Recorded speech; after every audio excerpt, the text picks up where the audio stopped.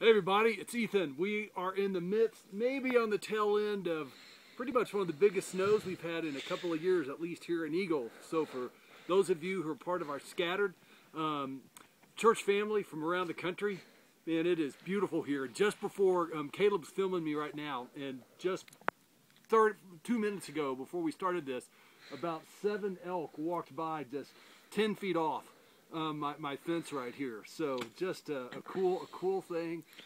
Beautiful day if you're not having to work outside and you can play outside, which a lot of people are doing today. I'm standing this is pretty much waist deep snow in my backyard. Anyway, just wanted to say a couple of words. Last week I told the story in the Gospels.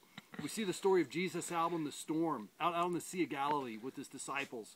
And a storm comes up, they're freaking out, they wake him up, he calms the storm, and he says, why are you afraid, oh you of little faith? And we see here the link of us being afraid and not having faith. And I made the point, though, that the disciples' problem wasn't that they didn't have enough faith to calm the storm. Rather, their issue was that they didn't have the faith to recognize that they were in the presence of Christ. And in his presence, they could rest, even in the midst of a storm. Right? And how that truth can be real for us in our lives. Here's where I'm going to go Sunday. So we've been talking about the whole idea of the goodness, the rest we have in the presence of God, because of his presence, his nearness to us, as opposed to just defining God's goodness in terms of blessings, what he does for us. Sunday, I'm going to take that the next step in a very, very practical way.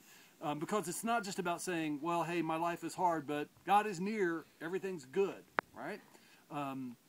But how this starts to really filter in and become very, very real and powerful in I'm using the word real too much, but that's what it is, in the reality of the challenges we face in life, specifically relational things in life. So that's what we're talking about Sunday. Man, I hope to see you. I hope you're here.